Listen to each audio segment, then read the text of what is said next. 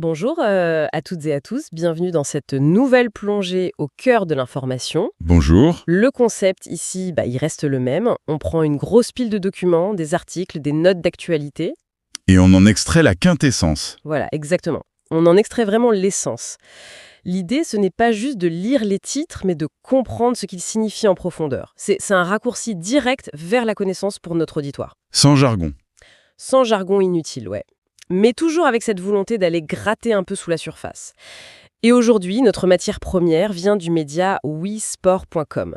Ce sont des publications très denses qui datent du 25 et du 26 février 2026. Et je dois dire que le choix de ces sources est particulièrement pertinent. Ah oui. Oui, parce qu'on a souvent tendance à reléguer l'actualité sportive à, disons, une simple succession de résultats du dimanche. Ouais, le score et on passe à autre chose. C'est ça. Or, le sport de haut niveau, c'est un prisme exceptionnel. C'est peut-être même l'un des plus transparents pour observer des dynamiques mondiales qui sont en réalité très complexes. Quand on décortique ces articles de WeSport, on ne parle plus seulement de ballon. On parle d'économie globale, d'exportation des cerveaux. De géopolitique même. Absolument.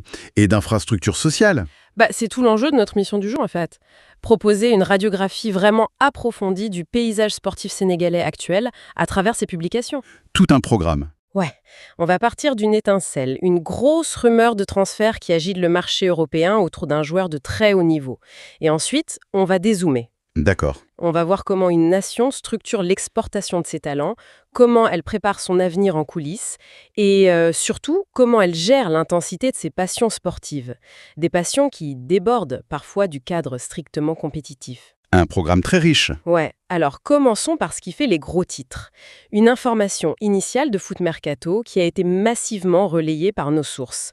Elle indique que Manchester United a placé Pape Gueye sous observation intensive pour le prochain mercato estival. Alors là, ce qui mérite notre attention, ce n'est pas tant la rumeur en elle-même, Parce qu'il y en a plein des rumeurs. des dizaines par jour en période de mercato. Non, ce qui est intéressant, c'est plutôt la trajectoire qui rend cet intérêt de Manchester parfaitement logique sur le plan tactique. Si on regarde la courbe de progression de Pape Gueye depuis son arrivée libre à Villarreal à l'été 2024, juste après son passage à l'Olympique de Marseille, Oui. eh bien, la métamorphose est frappante.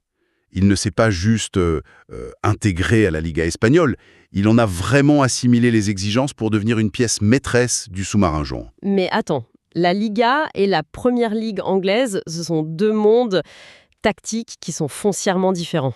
Totalement différent. Le championnat espagnol, c'est plutôt la possession, la technique dans les petits espaces. Alors que l'Angleterre, ça demande une intensité physique folle et des transitions foudroyantes. Qu'est-ce qui, dans ses performances actuelles en Espagne, indique qu'il a vraiment le profil pour l'Angleterre ? C'est une excellente question. Et c'est justement là que la transformation du joueur est fascinante. Les observateurs notent une évolution majeure vers ce qu'on appelle le profil box-to-box moderne, D'accord. mais avec une maturité tactique bien supérieure. À Villarreal, il a développé une capacité hybride, c'est-à-dire qu'il excelle dans la destruction des lignes adverses. La récupération pure, quoi. Voilà, la récupération. Mais il y a ajouté une dimension de projection immédiate vers l'avant. Dans le football moderne, surtout pour une équipe de transition comme Manchester United, un milieu qui récupère le ballon, il n'est utile que s'il peut casser la première ligne de pressing dans la seconde qui suit. Ouais, c'est vraiment une mécanique de précision. C'est un peu comme un... Un moteur qu'on aurait reprogrammé. Exactement, c'est l'analogie que j'allais faire. Avant, on avait indéniablement de la puissance brute, un gros impact physique. Ouais. Mais aujourd'hui, on sent que la cartographie du moteur a été optimisée pour combiner cette puissance avec une régularité et une efficacité clinique sur les 90 minutes. C'est exactement ça. Mais il y a un autre facteur que les sources mettent bien en exergue, et c'est peut-être l'élément le plus lourd dans la balance pour un club anglais. Son statut international. Exactement. Ce n'est pas juste un bon joueur de Liga, c'est un double champion d'Afrique.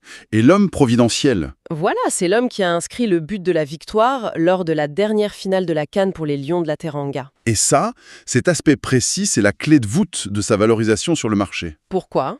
Parce que Manchester United est un club qui évolue sous une pression médiatique et populaire qui est écrasante.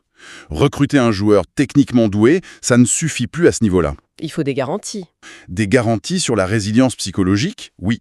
Un athlète qui est capable de porter le poids des attentes de tout un pays, de briller sous la tension insoutenable d'une finale continentale. Et de marquer le but décisif. Voilà, ça offre des certitudes mentales inestimables. C'est ce qu'on appelle la prime de l'expérience internationale quand on valorise un actif sportif. Pourtant, on a souvent vu par le passé des joueurs faire des tournois internationaux grandioses, leur cote explose, et puis ils s'effondrent complètement une fois transférés à prix d'or. Le fameux syndrome de la star d'un tournoi. Oui, c'est un risque très bien documenté ça. Qu'est-ce qui tempère ce risque dans le dossier de Papke?